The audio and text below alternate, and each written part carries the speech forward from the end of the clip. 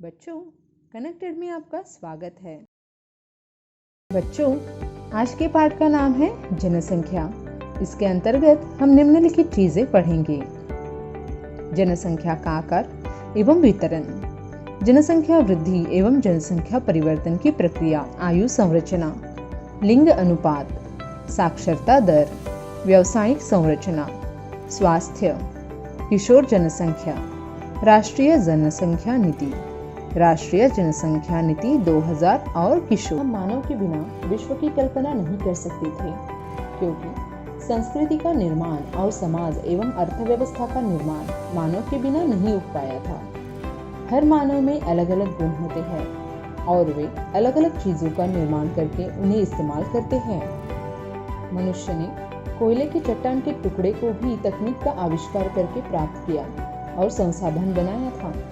अब ज्यादा आबादी वाले गांव या शहर को बाढ़ या सुनामी भारी नुकसान पहुंचाती है तो वह आपदा बन जाती है। समाज में जनसंख्या का पता लगाना जरूरी है, क्योंकि इसके अर्थ और महत्व जानकर इससे हमें दूसरी चीजों के बारे में भी पता लगता है।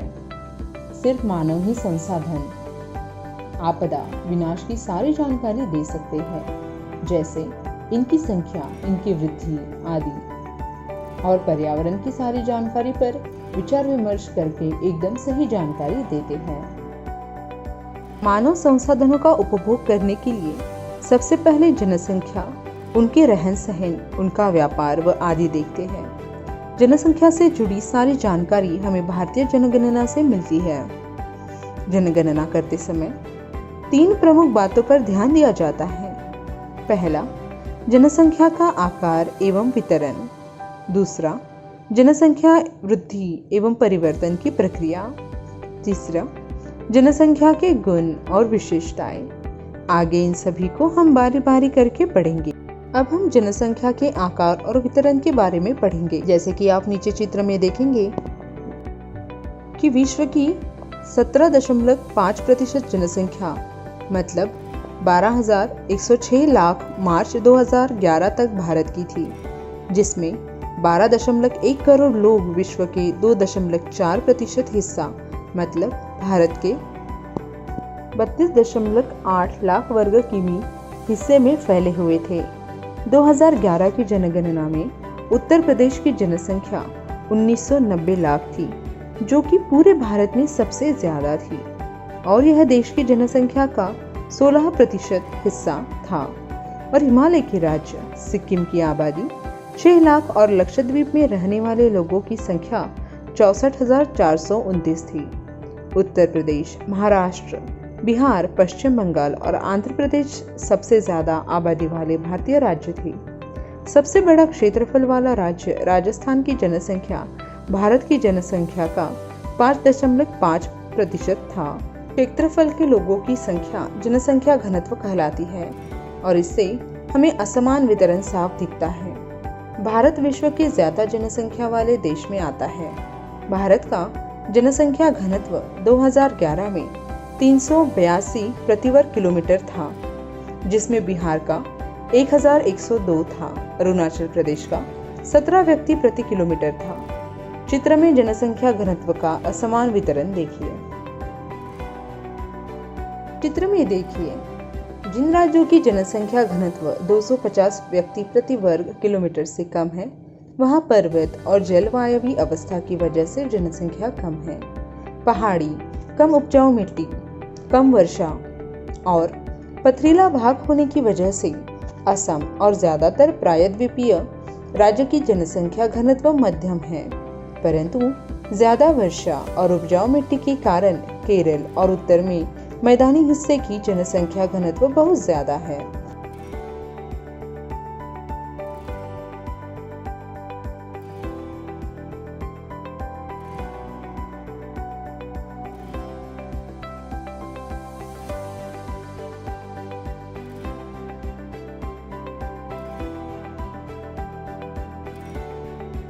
अब हम दूसरी मुख्य बात जनसंख्या वृद्धि और जनसंख्या परिवर्तन की प्रक्रिया के बारे में जानेंगे। आबादी, वितरण एवं संगठन एक बार बार बदलने वाली प्रक्रिया है और यह परिवर्तन आबादी के जन्म, मृत्यु और लोगों के विदेश जाकर रहने की वजह से होता है। अब जनसंख्या वृद्धि के बारे में समझते हैं। जब किसी भी देश और राज्य में रहने वाले लोगों की संख्या बदलती है, उसे जनसंख्या वृद्धि कहते हैं।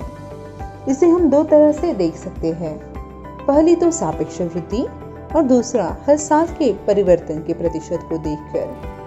जब पहले की जनसंख्या जैसे 10 साल पहले में से 10 साल बाद की जनसंख्या को घटाकर देखते हैं तो वह निरपेक्ष वृद्धि कहलाती है। जनसंख्या की बढ़ी हुई वृद्धि को प्रतिवर्ष प्रतिशत में देखा जाता है।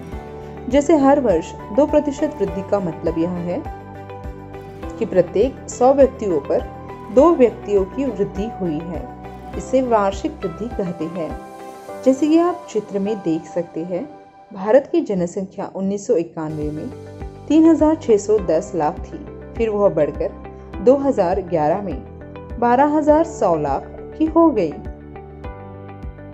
1981 में जनसंख्या 6,830 लाख थी और इस दौरान जन्म दर धीरे धीरे कम होने पर 1990 में कुल जनसंख्या 1820 लाख हो गई थी।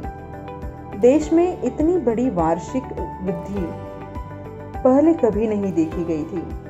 भारत की जनसंख्या पर ध्यान देना जरूरी हो जाता है, क्योंकि जनसंख्या में वार्षिक दर लगाया जाता है तब सापेक्ष वृद्धि बहुत अधिक होती है। जन्म दर के लिए किए जा रहे प्रयासों को नियंत्रण करने के लिए वृद्धि दर में कमी सफलता को प्रदर्शित करता है। यह कहना गलत नहीं होगा कि 2045 तक भारत चीन को पीछे छोड़कर विश्व का सबसे बड़ा आबादी वाला देश बन जाएगा। अब हम जनसंख्या वृद्धि परिवर्तन की प्रक्रिया के बारे में पढ़ते हैं। जनसंख्या में बदलाव की 3 मुख्य प्रक्रिया है: जन्म दर, मृत्यु दर एवं प्रवास। जन्म दर और मृत्यु दर के बीच की जनसंख्या का अंतर जनसंख्या की प्राकृतिक वृद्धि है। एक वर्ष 1000 लोगों में जितने जीवित बच्चों को जन्म दिया जाता है उसे जन्म दर कहते हैं। भारत में जन्म दर हमेशा मृत्यु दर से अधिक पाई जाती है। 1000 लोगों में से वर्ष में जितने लोग मरते हैं उसे मृत्यु दर कहते हैं। भारत की जनसंख्या बढ़ने से मृत्यु दर कम हो गई है। 1980 में जन्म दर बढ़ने की वजह से मृत्यु दर बहुत ज्यादा गिर गई थी और जनसंख्या बढ़ गई थी। 1981 में जन्म दर कम होने की वजह से जनसंख्या भी कम हो गई थी। प्रवास की वजह से भी जनसंख्या में वृद्धि या गिरावट आती है। जब लोग भारत के भीतर आंतरिक, दूसरे क्षेत्र या फिर भारत के बाहर अंतर्राष्ट्रीय जाते हैं तो यह प्रवास कहलाता है। आंतरिक प्रवास का जनसंख्या पर कोई असर नहीं पड़ता, लेकिन इससे जनसंख्या का वितरण प्रभावित होता है। प्रयास की भूमिका से जनसंख्या वितरण और उसके भाग परिवर्तित होते हैं। भारत में ग्रामीण क्षेत्र से लोग शहरी क्षेत्र की ओर प्रवास करते हैं, क्योंकि ग्रामीण क्षेत्र में अपकर्षण प्रभावी होता है। यह ग्रामीण क्षेत्र में गरीबी और बेरोजगारी और शहरों में अभिकर्षण प्रभाव रोजगार में वृद्धि और अच्छे जीवन को दर्शाता है। प्रवास जनसंख्या परिवर्तन के लिए महत्वपूर्ण है। इससे केवल जनसंख्या के आकार में बदलाव नहीं आता, बल्कि उम्र एवं लिंग के दृष्टिकोण से शहरी और ग्रामीण जनसंख्या में भी परिवर्तन आता है। भारत में शहरी ग्रामीण प्रवास के चलते शहरों और नगरों की जनसंख्या में वृद्धि हुई थी। 1991 में कुल जनसंख्या की 17.29% नगरीय जनसंख्या थी, जो कि बढ़कर 2011 में 31.80% हो गई थी। 2001 से 2011 यानी एक दशक के अंदर 10 लाख से ज्यादा जनसंख्या वाले नगरों की जनसंख्या 35 से बढ़कर 53 लाख हो गई। किसी भी देश में जनसंख्या वहाँ के विभिन्न आयु समूह के लोगों की संख्या को दर्शाता है। किसी भी व्यक्ति की आयु उसकी इच्छा, खरीदारी, काम करने की क्षमता को प्रभावित करता है। किसी देश की आबादी को 3 वर्गों में बांटा गया है। पहला, बच्चे, जो कि 15 वर्ष से कम रहते हैं। यह आर्थिक रूप से उत्पादनशील नहीं होते। यह अपने खाने, वस्त्र तथा स्वास्थ्य के लिए दूसरों पर निर्भर होते हैं। दूसरे, वयस्क, 15 से 59 वर्ष। यह आर्थिक रूप से उत्पादनशील एवं जैविक रूप से कार्यशील होते हैं। तीसरा वर्ग है वृद्ध, यानी कि 59 वर्ष से अधिक। यह आर्थिक रूप से उत्पादनशील होते हैं या कार्य करने में असमर्थ होते हैं और अवकाश प्राप्त करते हैं। यह अपनी इच्छा से कार्य करते हैं, लेकिन भर्ती प्रक्रिया में इनकी नियुक्ति नहीं की जाती। बच्चों और वृद्धों के उत्पादक न होने की वजह से इनके प्रतिशत से जनसंख्या का आश्रित अनुपात प्रभावित होती है। भारत की जनसंख्या 3 समूहों के अनुपात में दिखाई गई है। अब हम लिंग अनुपात पढ़ेंगे। चित्र में देखें कि प्रति 1000 पुरुषों पर जो महिलाओं की संख्या होती है उसे लिंग अनुपात कहते हैं। किसी समय में यह समाज में पुरुषों और महिलाओं में समानता मापता था, इसलिए यह सामाजिक सूचक था। देश का लिंग अनुपात महिलाओं के पक्ष में नहीं होता। यह आपको 1951 से 2011 के बीच हुआ लिंग अनुपात में पता लगे। अब हम साक्षरता दर पढ़ेंगे। साक्षरता जनसंख्या का महत्वपूर्ण गुण होता है। सिर्फ एक पढ़ा लिखा बुद्धिमान नागरिक ही सही निर्णय लेकर कुछ खोज करके विकास का काम कर सकता है, लेकिन साक्षरता की कमी के कारण आर्थिक विकास नहीं हो सकता। 2011 में हुई जनगणना के मुताबिक साक्षर की श्रेणी में 7 वर्ष या उससे अधिक आयु वाला व्यक्ति जो लिख पढ़ सकता है वह आता है। भारत की साक्षरता प्रतिदिन ठीक होती जा रही है। 2011 में जनगणना में पाया गया है कि देश में साक्षरता दर 73% था, जिसमें पुरुषों की 80.9% और महिलाओं की 64.6% थी। जनसंख्या का आर्थिक रूप से काम करने वाला प्रतिशत विकास के बारे में बताता है। अलग अलग प्रकार की व्यवस्थाओं के अनुसार जो जनसंख्या का वितरण होता है उसे व्यावसायिक संरचना कहते हैं। हर देश में अलग अलग लोग अलग अलग व्यवसाय करते हैं। व्यक्तियों को प्राथमिक, द्वितीयक और तृतीयक भागों में बांटा गया है। प्राथमिक में कृषि, पशुपालन, वृक्षारोपण, मछली पालन और अन्न आदि काम आते हैं। द्वितीयक में उत्पाद करने वाले उद्योग, भवन एवं निर्माण के काम आते हैं। तृतीय में परिवहन, संचार, वाणिज्य, प्रशासन और सेवाएं आती है। विकसित और विकासशील देशों में काम करने वाले लोगों का अनुपात अलग अलग होता है। जो विकसित देशों में होते हैं उनमें द्वितीयक और तृतीयक श्रेणी के कामों में काम करने वाले लोग अनुपात ज्यादा होता है, और विकासशील देशों में प्राथमिक में काम करने वाले लोगों का अनुपात ज्यादा होता है। भारत की जनसंख्या का 64% हिस्सा तो केवल कृषि कार्य ही करता है। द्वितीयक और तृतीयक क्षेत्र में काम करने वाले लोगों की संख्या का अनुपात 13 एवं 20% है। परंतु वर्तमान में औद्योगिकीकरण और शहरीकरण बढ़ा तो द्वितीय एवं तृतीय क्षेत्रों में व्यावसायिक परिवर्तन हुआ था। जनसंख्या की संरचना के लिए स्वास्थ्य महत्वपूर्ण है और विकास के कामों के लिए भी प्रभावी है। भारत सरकार के द्वारा जो कार्यक्रम और प्रयास किए गए थे उनसे जनसंख्या का स्वास्थ्य सुधरा था। मृत्यु दर 1951 में 25 प्रति हजार थी, जो कि 2011 में 7.2 प्रति हजार तक कम हो गई थी, और औसत आयु 1991 में 36.7 वर्ष से 2012 में बढ़कर 67.9 वर्ष हो गई थी। संक्रामक बीमारियों और रोगों के इलाज के लिए आधुनिक तकनीकों का प्रयोग, जनस्वास्थ्य जैसे कई सुधार हुए थे, परंतु फिर भी भारत का स्वास्थ्य स्तर चिंता का विषय है। प्रति व्यक्ति कॉलेरा की खपत अनुशंसित स्तर से काफी कम है और जनसंख्या का बड़ा भाग कुपोषित है। गांव की जनसंख्या के 1/3 लोगों को ही शुद्ध पीने का पानी और स्वास्थ्य सुविधाएं मिलती है। इसलिए एक नीति बनाकर इन मुश्किलों को खत्म करना जरूरी है। अब हम किशोर जनसंख्या के बारे में पढ़ेंगे। भारत की जनसंख्या का 5वां महत्वपूर्ण भाग किशोर जनसंख्या, जिसमें 10 से 19 वर्ष की आयु वाले आते हैं, जो कि भविष्य के लिए महत्वपूर्ण मानव संसाधन होते हैं। बच्चों और वृद्धों से ज्यादा किशोरों को पोषक तत्व की जरूरत पड़ती है। कुपोषण की वजह से इनका स्वास्थ्य और विकास दोनों खराब हो जाते हैं और इन्हें भारत में मिलने वाले भोजन में पर्याप्त पोषक तत्व नहीं मिलते हैं। कई किशोर बालिकाएं रक्तहीनता से पीड़ित हैं और विकास के चलते उन पर कोई ध्यान नहीं देता। किशोर बालिकाओं को इन समस्याओं के प्रति शिक्षा और सुधार के द्वारा संवेदनशील और जागरूकता बढ़ानी चाहिए। बच्चों, आओ अब हम राष्ट्रीय जनसंख्या नीति के बारे में जानें। परिवार में कम लोग हो तो व्यक्ति अपने स्वास्थ्य और कल्याण को सुधार सकता है। इसी को देखते हुए भारत सरकार ने 1952 में एक परिवार नियोजन कार्यक्रम शुरू किया था और इसमें सुनियोजित पितृत्व को बढ़ावा दिया।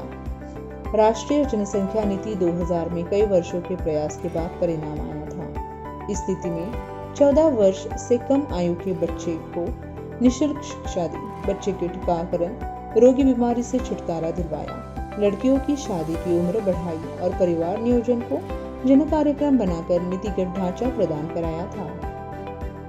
राष्ट्रीय जनसंख्या नीति 2000 ने किशोर और किशोरियों की जनसंख्या पर बहुत ध्यान दिया था। इस नीति ने पोषण आवश्यकताओं के अलावा अवांछित गर्भधारण और यौन संबंध से जुड़ी बीमारियों से किशोर किशोरियों की संरक्षा पर जोर दिया और कुछ कार्यक्रम शुरू किए जो देर से विवाह और देर से संतानोत्पत्ति को प्रोत्साहित करते थे और उन्हें असुरक्षित यौन संबंध से जुड़े बुरे प्रभाव के बारे में शिक्षा देते थे।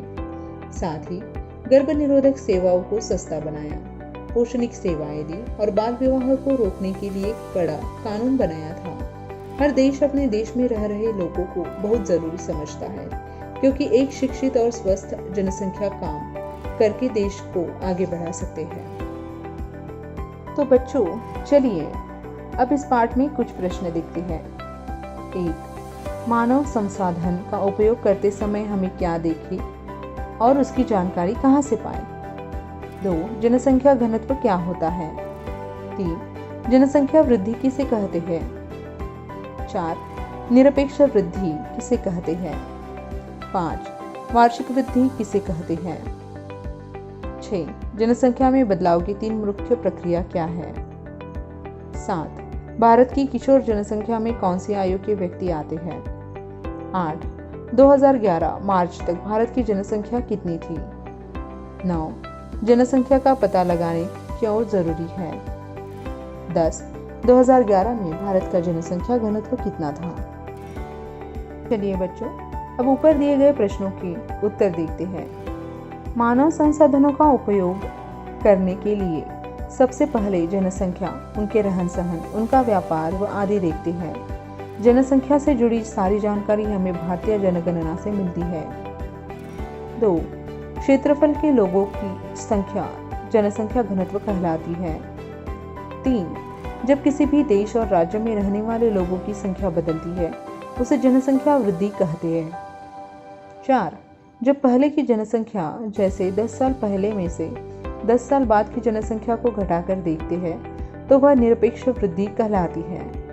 हर वर्ष 2% वृद्धि का मतलब यह है कि प्रत्येक 100 व्यक्तियों पर 2 व्यक्तियों की वृद्धि हुई है, इसे वार्षिक वृद्धि कहते हैं। 6. जनसंख्या में बदलाव की 3 मुख्य प्रक्रिया है: जन्म दर, मृत्यु दर एवं प्रवास। जन्म दर और मृत्यु दर के बीच की जनसंख्या का अंतर जनसंख्या की प्राकृतिक वृद्धि है। एक वर्ष में 1000 लोगों में जितने जीवित बच्चों का जन्म होता है उसे जन्म दर कहते हैं। भारत में जन्म दर हमेशा मृत्यु दर से अधिक पाई जाती है। 7. भारत की जनसंख्या का 5वां महत्वपूर्ण भाग किशोर जनसंख्या, जिसमें 10 से 19 वर्ष की आयु वाले बच्चे आते हैं। 8. विश्व की 17.5% जनसंख्या मतलब 12,106 लाख मार्च 2011 तक भारत की थी। 9. जनसंख्या का पता लगाना जरूरी है क्योंकि इसके अर्थ और महत्व जानकर इससे हमें दूसरे चीजों के बारे में पता लगता है। सिर्फ मानव ही संसाधन, आपदा, विनाश की सारी जानकारी दे सकते हैं, जैसे इनकी संख्या, इनकी वृद्धि आदि। 10. भारत का जनसंख्या घनत्व 2011 में 382 व्यक्ति प्रति वर्ग किलोमीटर था। तो बच्चों, हमारा आज का पाठ यहीं पर समाप्त होता है। आशा करती हूँ कि आपको मजा आया होगा। फिर से मिलेंगे एक नए पाठ के साथ। धन्यवाद।